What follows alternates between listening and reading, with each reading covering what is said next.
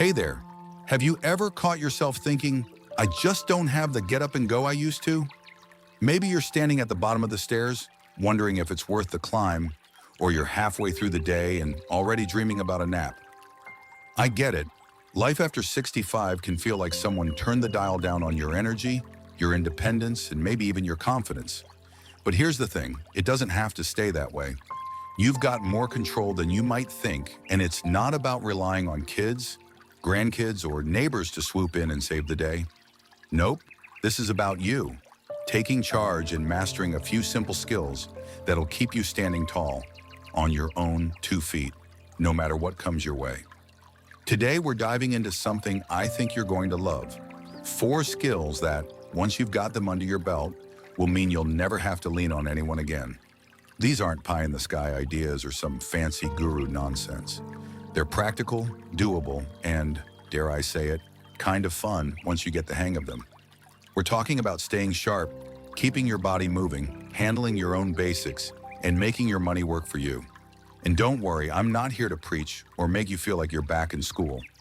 Think of this as a chat with a friend who's been there, figured a few things out, and wants to share the good stuff. So let's ease into it with the first skill, staying sharp up here in that brilliant mind of yours. You've lived a lot of years, seen a lot of things, and that brain of yours is a gold mine of stories and know-how. But sometimes it feels like the filing cabinet upstairs gets a little rusty, right? Names slip away, or you walk into a room and wonder what you came for. It happens to all of us, but here's the good news. You can keep that mind humming along like a well-oiled machine, and you don't need anyone else to do it for you. It starts with something so simple you might laugh, talking to yourself. I'm serious. Next time you're making coffee or folding laundry, narrate it out loud. All right, I'm grabbing the filter, filling the pot, 2 scoops of the good stuff. It's like a workout for your memory, keeping those connections firing. My Uncle Joe, bless him, used to forget where he parked his car every Sunday after church. He started muttering his spot to himself, row C by the oak tree, and hasn't lost it since. Well, the car anyway, but it's not just about talking. You've got to give your brain something to chew on.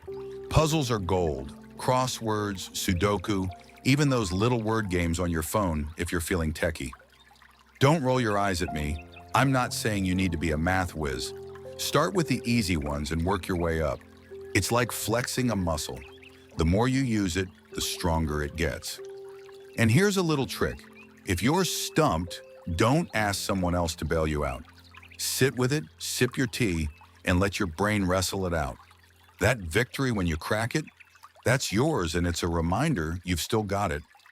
I met a gal named Betty at the library who swore by her daily crossword.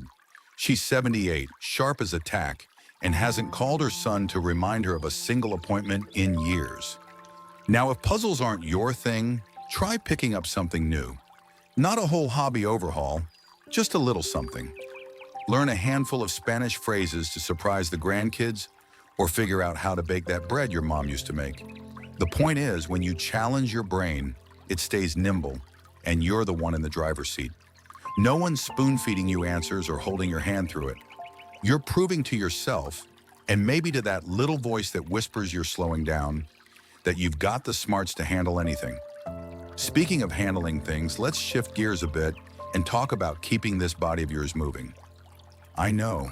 The knees creak, the back grumbles, and the idea of exercise might make you want to hide under the quilt. But hear me out. This isn't about running marathons or lifting weights like some young hotshot at the gym. This is about moving in ways that keep you free. Free to get your own groceries, free to climb those stairs without a pep talk, free to live your life without waiting for someone to lend a hand. And it's easier than you think.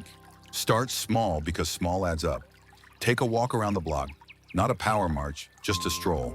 Look at the flowers, wave at the neighbors, maybe even grumble about that guy who never mows his lawn. 10 minutes a day, that's it. My buddy Frank started doing this after his doctor gave him the move it or lose it speech. He's 67 now, and last week he carried a 20-pound bag of potting soil from the car to the backyard without breaking a sweat or calling his daughter for help. The trick is consistency. Your body likes routine, and once it's used to moving, it'll start asking for it. You'll feel it in your legs, your back, even your mood. And if walking's not your speed, try stretching on the couch while you watch Jeopardy! Reach for your toes, roll your shoulders, little moves that keep the rust off your joints. Here's where it gets fun. Make it yours. Dance to that old Elvis record in the kitchen, or water the garden with a little extra pep. My Aunt Clara, who's pushing 70, swears by her hoe-down gardening. She swings that hoe like she's auditioning for a barn dance. She hasn't asked anyone to weed her flower beds in a decade. The point is, you don't need a trainer or a fancy class. You've got everything you need right now to keep your body strong and steady. And when you're the one hauling the trash cans out or reaching the top shelf without a step stool, that's independence you can feel in your bones. All right, so we've got your mind firing on all cylinders and your body moving like it's ready to take on the world, or at least the grocery store. That's a pretty great start, right? You're already proving to yourself that you've got what it takes to stand on your own. And it feels good, doesn't it? Now let's keep that momentum going and talk about something that might sound a little mundane, but is actually a game changer: handling your own basics. I'm talking about the nuts and bolts of daily life: cooking, fixing little things around the house, keeping your space in order. These aren't just chores. They're your ticket to never having to wait for someone else to step in and save the day. Let's start with food, because who doesn't love a good meal? You don't need to be a chef or whip up a 5-course dinner every night. Honestly, who has the energy for that? But knowing how to put together a few simple, tasty dishes can make all the difference. Think about it. No more relying on takeout, or worse, those sad microwave dinners that taste like cardboard with a side of regret. Picture this instead: you in your kitchen, tossing some veggies in a pan with a little olive oil, maybe a sprinkle of garlic because you're feeling fancy. 10 minutes later, you've got a plate of something fresh, hot, and all yours. My neighbor Ed, 68 and proud, figured out how to make a mean chicken stir-fry after his wife passed. He used to call his daughter for every little thing, but now he's the one inviting her over for dinner. It's not about perfection, it's about knowing you can feed yourself what you want, when you want. And here's the secret: start with what you like. Love eggs? Master a fluffy scramble or a quick omelet. Crack a couple, whisk them up, toss in whatever's in the fridge. Cheese, a bit of ham, some spinach that's about to turn. Suddenly you're eating like a king, and no one had to deliver it. If cooking's new to you, keep it simple at first. Boil some pasta, heat up a jar of sauce, and boom, you're in business. The more you do it, the more you'll tweak it to your taste, and before you know it, you're the one dishing out tips at the next potluck. Plus, it's cheaper than ordering in, and you don't have to tip yourself, though you might deserve it. Now let's step out of the kitchen for a minute and look around the house. Things break, light bulbs burn out, faucets drip, chairs wobble. It's tempting to pick up the phone and call someone, but hold on. Most of these fixes are easier than you think, and you've got the smarts to handle them. Take a leaky faucet.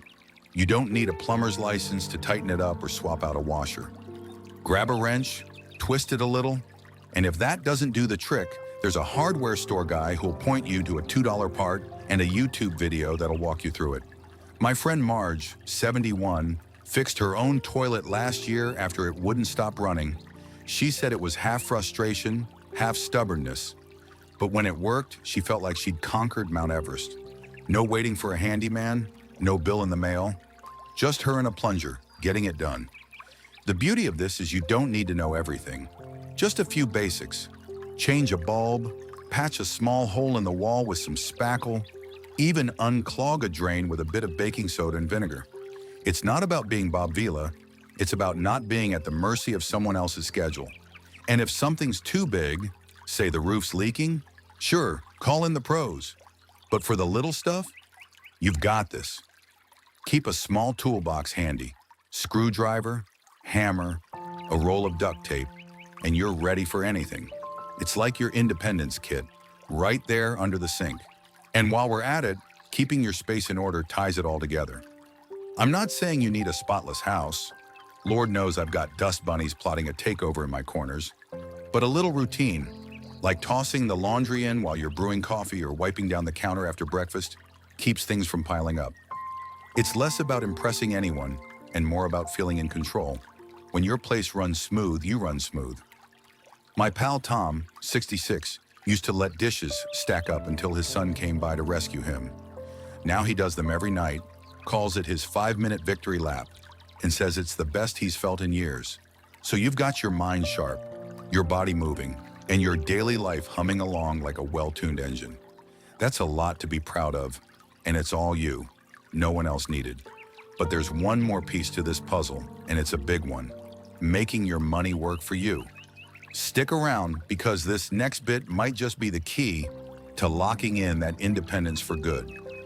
Now, I know what you might be thinking. Money stuff sounds like a headache, or maybe you're picturing some slick Wall Street type in a suit, spouting numbers you'd need a calculator to understand. Relax, we're not going there. This isn't about turning you into a finance guru or doubling your savings overnight. It's about simple, practical moves that keep your wallet happy and your independence rock solid. Because let's face it, whether it's paying the bills, fixing the car, or treating yourself to a little something, you don't want to be waiting on a check from someone else or begging the kids for a loan. You want to know it's handled by you for you. First things first, let's talk about knowing what you've got. It's like taking stock of your pantry before you cook.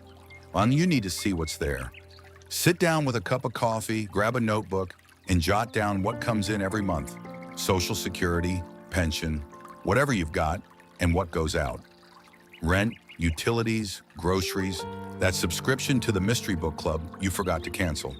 Don't panic if it's messy at first, just get it on paper. My cousin Lou, 69, did this after years of guessing his way through bills. He found out he was spending $50 a month on a gym he hadn't stepped foot in since 2018. Once you see it all laid out, you're in charge. You can spot the leaks and plug them yourself. And speaking of leaks, let's talk about trimming the fat. You don't have to live on bread and water. Lord, no. But there's always a little wiggle room. Maybe it's switching to a cheaper phone plan or brewing your coffee at home instead of grabbing it at the cafe.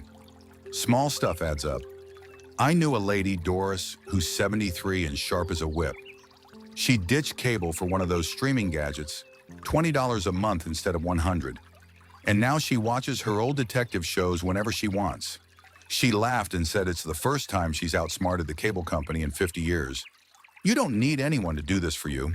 Just a little curiosity and a willingness to tweak things here and there. But here's where it gets exciting, making that money stretch a bit further. You don't need to gamble on stocks or anything wild.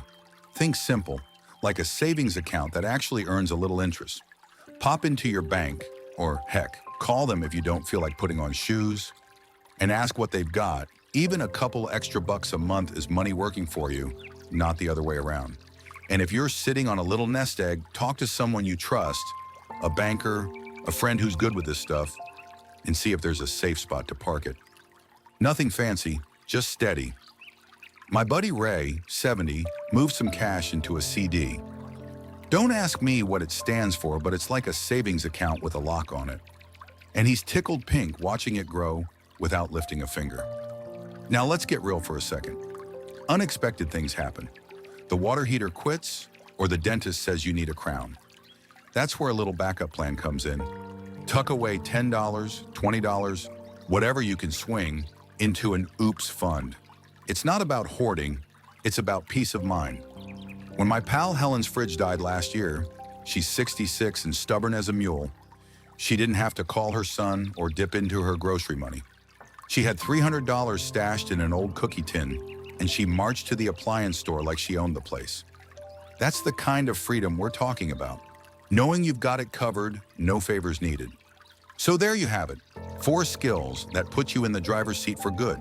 You've sharpened your mind so it's quick and ready, kept your body moving so you're strong and steady, mastered your daily basics so your life runs smooth, and now you've got your money working like a loyal sidekick. It's not about big, flashy changes. It's the little things, done your way, that add up to a life where you call the shots. I bet if you look back, you'll see you're already doing more than you thought, and with a tweak here or there, you're unstoppable. Tell me, what's one thing you've already got down pat? Or maybe something you're itching to try? Drop it in the comments. I'd love to hear how you're making this work for you. And if this hit home, give it a thumbs up. It helps more folks like us find it. Hit that subscribe button too, because there's plenty more where this came from. Here's to living your best life at any age. Cheers to you.